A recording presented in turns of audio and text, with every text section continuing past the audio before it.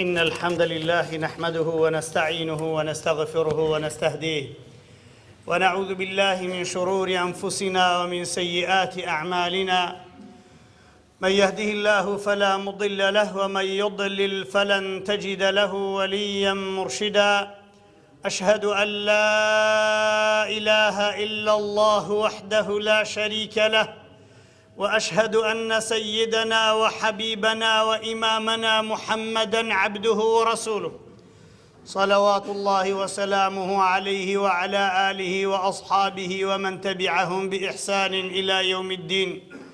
عباد الله، أوصيكم أولا ونفسي بتقوى الله وطاعته ولزوم أوامره وكثرة مخافته، فإن التقوى شعار المؤمنين ودثار المتقين ووصية الله في وفيكم وفي الخلق أجمعين. قال الله جلت كلمته: يا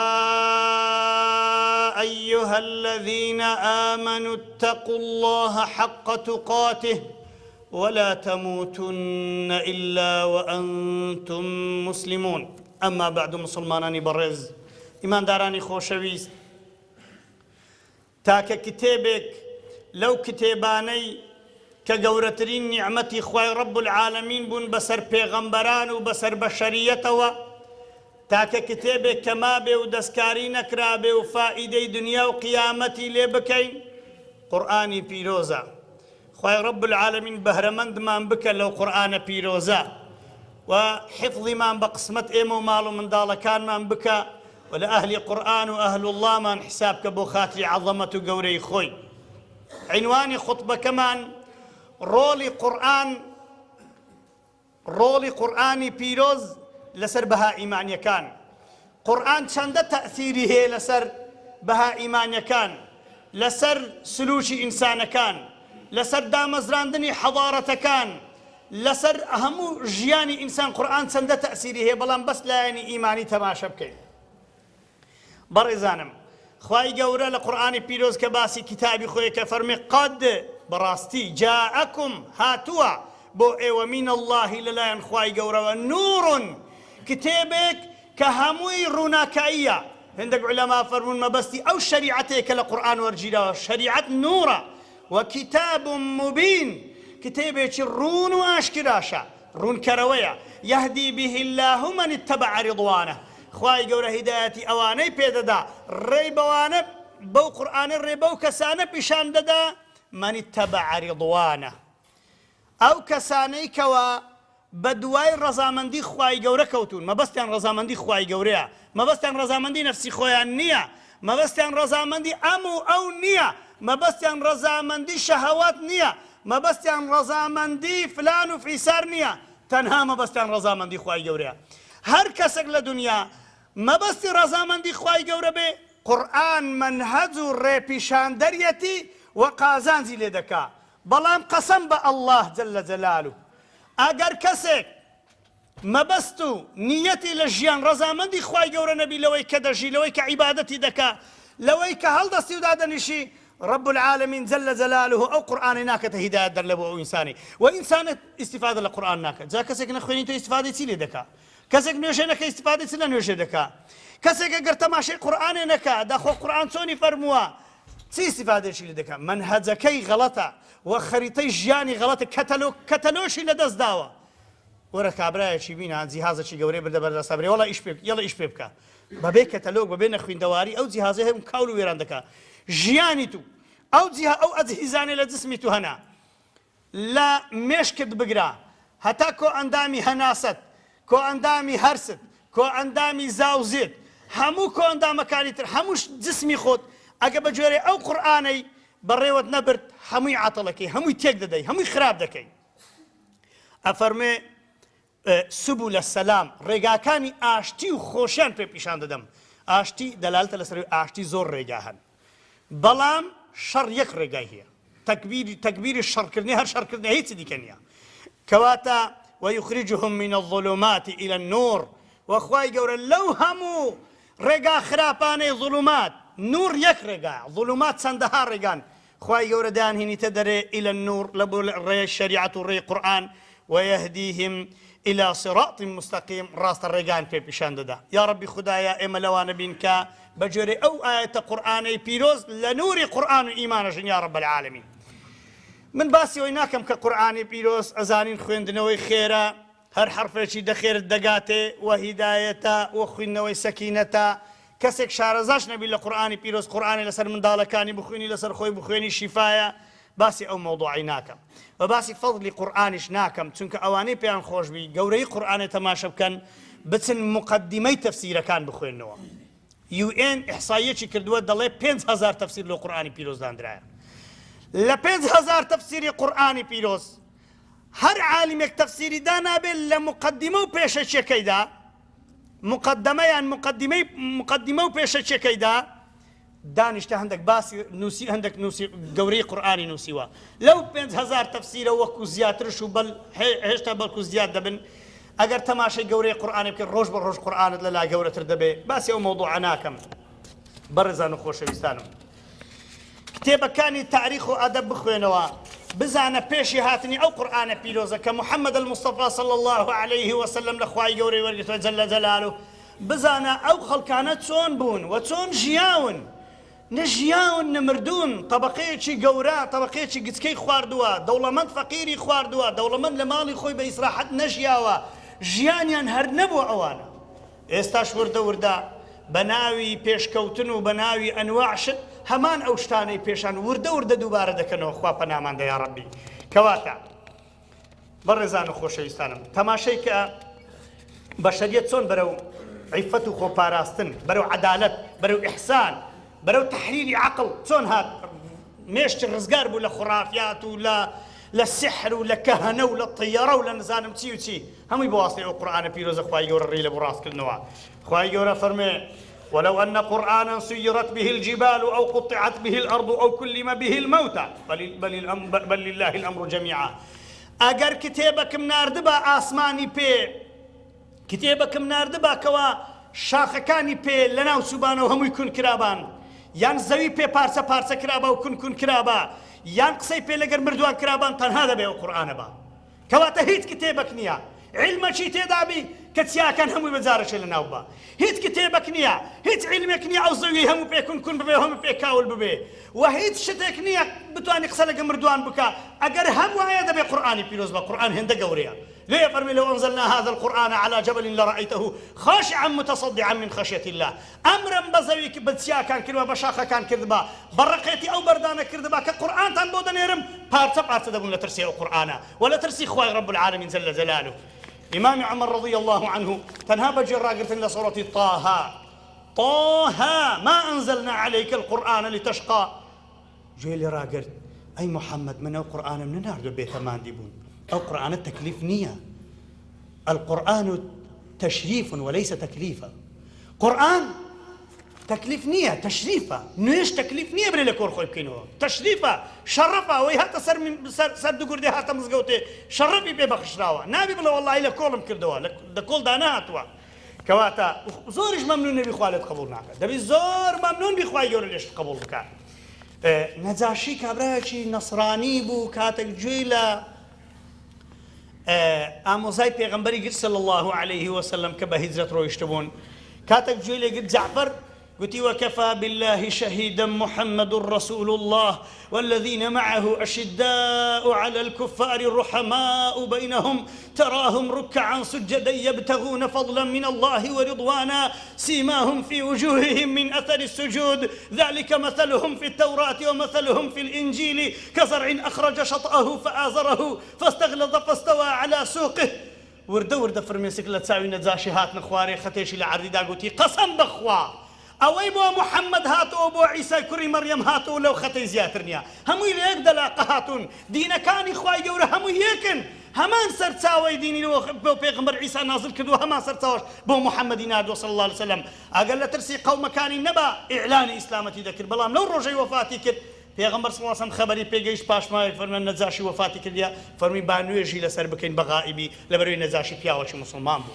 لدلی خو ایمانی هنا بوتی اشهد ان لا اله الا الله وان محمد رسول الله برزانم يعني قورآن تأثيری نەک لەسەر مسلمان بوون، تأثیری لەسەر ئەخلاقیە، تأثیری لەسەر ژیانی بەشەر شتەگچکەکانی ژیانی بەشەرش. فوضەیلی کوڕی عیاض یەک بووە لە پیاوە عاشقەکان. عاشقەتی موسیبەتێکی هێندە گەورەیە، هێندە موسیبەتە. جا موسیبەتی عاشقەتی جاروێ لە پاش ئیمانی توش دەبێت، یعنی کابرا ئیماندار و عاشقش دەبێت. جا لە هەموو عاشقان ماڵوێرانتر و قوڕ بەسەرتر ئەو عاشقەیە عیشقەکەی تاکلایە نەبێ. ژنێک مشتاقی پیاوێکی بی، پیاوەک هەرجوێی لێ نەبێ، پیاوێک مەرەقی ژنێکی بی، ژنەکە هەرجوێی لێ نەبێ، هەر فکریشی لێ نەکاتەوە، هەر ئاوڕشی لێ نەداتەوە. ئەو موسیبەتێکی گەورەتریشە. ئەو موسیبەتە گەورەیە چۆن لە کۆڵت دەبێتەوە؟ فوضەیلی کوڕی عیاض كاتك جويلي بوكا يكك آتي خندي فرمون ألم يأني للذين آمنوا أن تخشع قلوبهم لذكر الله وما نزل من الحق.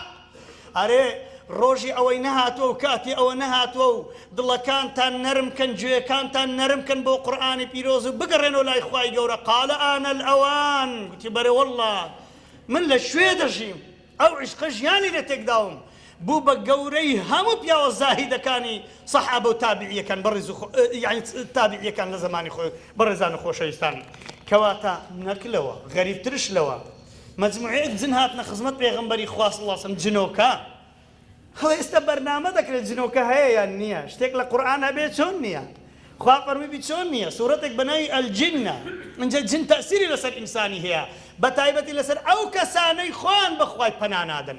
ئەوەش بۆ ئەوەیە ئینسان فێر بێ خۆی بەخوا پەنا بدات، خۆی بەخوای بپارێزی. ئەگەر خوا کەسێکی نەپارێزی چێ هەیە بیپارێزی؟ یا ڕەبی خوای بمان پارێزی بۆ خاتری عەزەمەت و گەورەی خۆت لە فیتنەی ظاهیر و باتین. فیتنەی باتین چییە؟ ئەو جنەیە شەیاطینە. مەگەر شەیطان جن نییە خەڵک ماڵوێران دەکات، زەلامی تووشی وەسوەسەی دەکە حەفتە و حەفت جاری ئایا بە دەم و چاواندا کە دەرێ دەم و چاوم نەشوشتیان دەچێتە ناو ئاوێ دێتە دەرێ نەمشتیان. لە پاش نوێژی عیشایە کچی جاحێر دەچێتە حەمامێ هەتا بانگی سبیانە لە حەمامێ نایەتە دەرێ هەر ئایا بەسەر سەری خۆت مەگەرەوە شەیطان نییە، مەگەرەوە جن نییە چۆتە جسمی و ماڵی وێران کردووە و تووشی وەسوەسەی کردووە. جنۆکەکان گوتیان ئینا سەمیعنا قورئانا عەجەبا واللهی ئەمە قراءة أو شتيشي زور عجائب ما نجولي بو قرآن عجائب يهدي إلى الرشد فآمنا به كان إيمان ما به حتى أوانا پیغمبر قسەی لەگەڵ کردن صلى الله عليه وسلم إرشادی کردن إيمان داري أنت إذا ما بو فرمي أتو دميني هتا زمانێکی باشترین پیاوی زمانی خۆ نوێشت لەسەر دەکا عومەری کوڕی عەبدولعەزیز لەگەر مەجموعەیەک پیاوی چاک دەبە ڕێژیدا ڕۆیشتن مارێکی ڕەش مردە بگوتی ڕاوەستن با نوێژی لەسەر بکەین. تەن ئەوە چییە؟ فەرمیەوە یەکێکە لەو جنۆکانە هاتۆتە سەر جسمی مارێک پێغەمبەر لەگەر ئەو کە جنانەدا بووە کە سەحابی جن حیسێبە و لە خزمەت پێغەمبەری بۆ پێغەمبەر فەرمی صلی الله علیه وسلم باشترین کەسی زمانی خۆ نوێژت لەسەر دەکە وەرن با نوێژی لەسەر بکەین. ئەوە وەفاتی کردووە. جاروێ جن مارێکی ڕەش پشیلەیەکی ڕەش جاروێ خوای گەورە دەکا یعنی لە جسمی ئەوانە دابن. ئەیەحسەب الئینسان ئەن یوترەکە سودا؟ خوای گەورە فەرمێ بەشەر وە حساب دەکە من بە ئیهمالی دەکەم، منهەجی بۆ نانێرم، قورئانی بۆ نانێرم، شەریعەتی بۆ نانێرم. نەخێر ئەوە لە عەزەمەت و گەورەی و حیکمەتی خوای ناوەشێتەوە جەلە جەلالوه. بۆیە قورئان و شەریعەتەی ناردووە. قورئانی پیرۆز جوان تەماشەکە سیاغەکی یعنی شتێکی داڕشت، شتێکی ممەیەز، شتێکی جیاکەرەوە لە بۆ کۆمەڵگا و مجتەمەعی مسلمان کە مجتەمەعی مسلمانی لە هەموو مجتەمەعان جودا کردەوە. وەرە تەماشەکە لایەنی فکر و ئیعتیقاد، لایەنی فکر و بیر و باوەڕ ئێمە وەکو خەڵکی نینەما. خەڵک دەربارەی خوای گەورە نەوعەکەن ئەمە بە جوانی بە تەواوی بەبێ بێسەروبەری ئیمانەشی پاکمان بە خوای گەورە هەیە جەلە جەلالوه. وهەروەها و يعني علاقاتی اجتماعی ڕێکی خست خوای گەورە بەواسطەی قورئانەی وهەروەها بینی ژن و پیاوان و تحديدي ئەو شتانەی کە خوای گەورە هەندێکشی تحدید کردن. ئەوەی مەسەلەن پێشی پێغەمبەر بەهێ صلی الله علیه وسلم وا هەبوو 50 ژنی هەبوو یا 40 ژنی هەبوو. پێغەمبەر فەرمی صلی الله علیه وسلم خوای گەورە فەرمیتی لە 4 خێزانە نابی زیاتر تەبی. کەچی ئێستا بۆتە ئێک و لەسەر یەکێش کەسێک بکاتە 2 ژن و 3 ژن و دەبێتە دەهۆڵ و لە ماڵێ نانی ناخۆن هەتاوەکو غیبەتی خەڵکی نەکرد. باشە چیشت بەو عالەمەیدا؟ ئەتۆ کەنجی مەحتەل بووی لەسەر فلان ژنی هێناوە یان تەلاقی داوە؟ ئەتۆ کەنجی مەحتەل بووی لە مزگەوتێ غیبەتێ بکەی؟ کەنجی مەحتەل بووی لە نوێژێ تازە هاتوویتەوە گۆشتی خەڵکی بخۆی؟ نازانی گەردەنت ئازە دەکەی یان نە؟ زۆر سەیرە. خوای گەورە هەموو شتی تەحدید کرد. قسەکردنت محەددە لە ئیسلامێ، عەقلت محەددە، نابێ زیاد لە حەدی خۆت فکر لە شتێکی کەیەوە کە عەقلی تو دەرچی پێ ناکا. پێغەمبەر فەرمی صلی الله علیه وسلم چەند فکر دەکەنەوە لە مەخلوقاتی بەس فکر لە خوای نەکەنەوە. چونکە شەیطان وردە فکر لە خوای بۆ خوا چۆنە؟ ئەوە لە تااقەتی تۆدا نییە. بۆیە سنووردانان لە عەقڵ لە ئیسلامدا خەڵک بێعەقڵکردن نییە دوو لە ڕوتان خەڵک پاراستنی عەقڵی بەشەرەکان. ئیسلام هاتووە عەقڵت بپارێزێ، دینت بپارێزێ، نەسلت بپارێزێ، ناموست بپارێزێ، شەڕف و حەیات بپارێزێ، نەفست بپارێزێ، هەموو شتێکت بپارێزێ. کەواتە یان ئیسلام کە دەڵێ مەشروبی مەخۆڵی عەقلت پارێزراوبی، هەموو کاتێک لەسەر عەقڵی خۆت بێ بڕیارت لەسەر عەقڵانە بڕیار بدەیت، نەک لە کاتی سەرخۆشی بڕیارێکی بدەیت هەتا مای لێ پەشیمان بێ و وەکو ئەو کابرای دایکی خۆی فڕەدانە و تەنووری ئاگری دوای دەیگۆ چۆن تەوبەی بکەم. ئاخر هەندێک شت هەیە دوایە باجەکەی نادرێ، هەتا ئەمری دەبێ بتلێتەوە. خوا فەرمووی یەک دەقەش نابی. ئەو شتێک کە زۆری حرامە کەمەکەشی حرامە، ناک غەڵەتێکی بکەی لە ژیاندا پاش مردنیش هەر لێی پەشیمان بیت شت پێ نەکرێت. کەواتە بەڕێزان و خۆشەویستانم، ئیسلام حیجابی دانا. حیجاب چەند پاراستنێکی گەورەیە. ئافرەتی ڕۆت و بێسەر و بەر چەند بێتامە، بڕۆ ئەو ئەوروپایی، ئەو گەنجانەی دەستنە ئەوروپایی. دەڵێ مامۆستا من لە خۆم دەترسام هەر یعنی شعور بە پیاوەتی خۆم ناکەم، لەبەر خەڵک هەموو ڕوتە بێسەر و بەرە. دا هەمان ئەو ئافرەتانی ئەوروپا لەسەر ئەو جوان و جەمالیان بینە خۆدا پۆشن چەندە بە تەسیرتر دەبن لەسەر پیاوان، حتا لە ڕووی بزواندنی شەهەواتشەوە زۆر فەرقێکی گەورەی هەیە.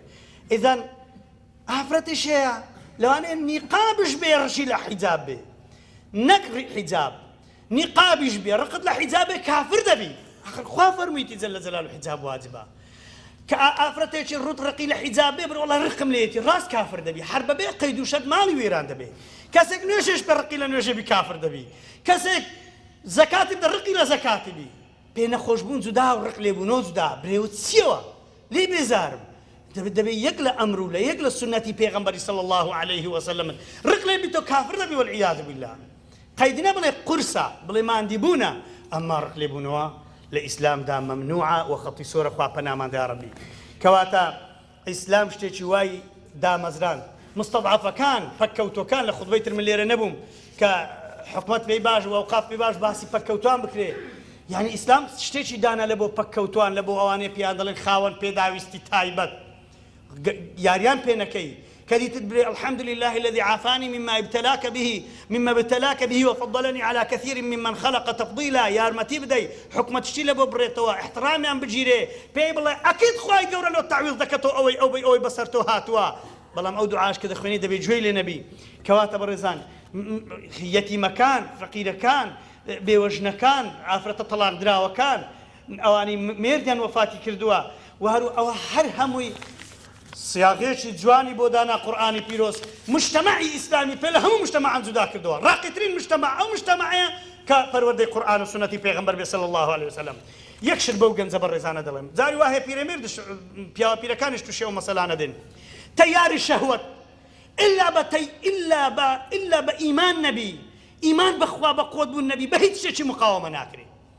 مەسەلەی شەهوەت خۆ ڕاستە ئیسلام بە ڕۆژی بوونی دانە، مەسەلەن ژن ئینانی دانایە و کابرا ژنێک دوو سێ چار. بەس ئەگەر ئینسان خۆی تووشی مەسائلی شەهوات کرد، خضوعی کرد لە بۆ شەهوات، بە دۆ شەهوەتی داچوو، ئللا دەبێ ئیمان پێی تەرک بکە، ئللا دەبێ ئیمان بە خوای گەورە ترس لە خوای گەورە وای لێ بکە لە شەهواتی خۆ پارێزی. ئەگە ئەبەدەن هیچ شتێک نییە لەو دنیای ئینسانی لە شەهواتی پارێزی. و عیلاجی بەخۆ سەرسامبوون و تەکەبوڕ و حوبی کورسی و زەعامەت و ئەو تەکەبوڕ ئەو شتانە تەنها عیلاجی ئیسلام و ئیمانە. ئیمان قورئان پێی دەڵێ وەرە تەماشەی لقد كان في قصصهم عبرة لأولي الألباب. بەڕاستی بەسەرهاتی قەومەکانی پێشان عیبرەتی تێدا لە بۆ صاحب عەقڵەکان. هەموو سەرۆکەکان با تەماشەی فرعون و نەمرود و شەداد و شێوچێ بکەن بزانن چیان بەسەرهات، بزانن یەک ڕۆژ غەڵەتی دەکەن. با هەموو زاڵمەکان تەماشای عەدالەتی پیاوە چاکەکان بکەن، سەرنجامی عەدالەت و سەرنجامی زوڵم بەچێ گەیشتووە. قل سيروا في الأرض فانظروا كيف كان عاقبة الذين من قبلهم. بەس تەماشەی سیرەت و ژیانی ئەوانەی پێش خۆت کە بزانێت چیان بەسەر هاتووە، بزانە قەت غەڵەت دەکەی. کەواتە قورئان کەتەلۆکێکی زۆر عەجایبە لە بۆ ڕاستکردنەوەی ئینسانی. خوای گەورە فەرمووی لا يغرنك تقلب الذين كفروا في البلاد. مەغرورت نەکە ئەی محەممەد صلی الله عليه وسلم، ئێوەش ئیماندار. وەختی دەبینین کابراکی زاڵم بەجادێ دادەڕوا بە حەیش و هاش و هوش و کەیفی بخواتێ و لەسەر کورسیە دانیشتە و خانیەکەی نەوعەکە و سەقفی نەوعەکە و ناتیحات و سەحابی هەیە و باخیرە لە چێندەرێ هەیە و پارەی لە بانقەکانی نازانم چێندەرێ نواندووە و لە تۆی دزیوە لەوێ دزیوە. کورە بەوەی یەک ڕۆژ معجەب نەبن. عولەماکانی زەمانی قارون گوتیان وەیلەکم ثەواب الله خەیر.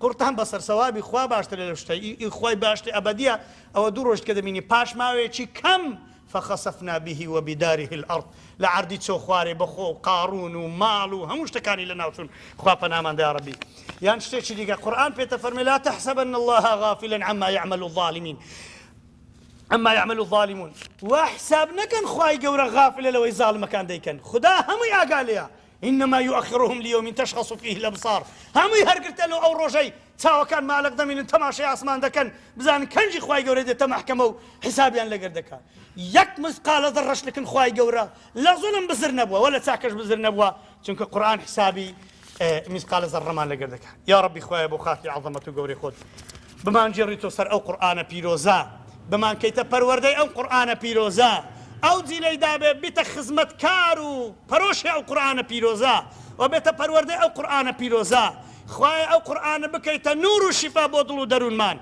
خواي جان أوي داوي دعاي خيري كردوا بو خاطري أو قرآن بيروزا ناو جوانا كان صفات برزا كانت خداي شفاي هرهميان بدي أو خشك برزانا أو برا برزانا أو نخوشاني لنخوش خانة كوتون أوي هاتو شرم دك داوي دعاي خيرك يا رب العالمين خود دزاني چه نخوشي هي خوايا شفاهم دي يا رب العالمين وهداية الشام بدي ونخوشك الشام بو بكفارات حسابكي اگر قرار شدا وبمرين يا ربي خدا بإيمانه وبمرين همومان يا رب العالمين يا ربي خدا لقنا حكامان خوش بي خوايا بو خاطري عظمته قوري خود مسلماناني مستضعف ومظلوم يا رمتي بدي يا ربي خدا بو خاطري عظمته قوري خود كردستان مان بركي لأمن وأمان لبركتي خود لعدالة لإسلامتي لأخلاق جوان يا رب العالمين أقول قولي هذا وأستغفر الله لي ولكم استغفروه إنه هو الغفور الرحيم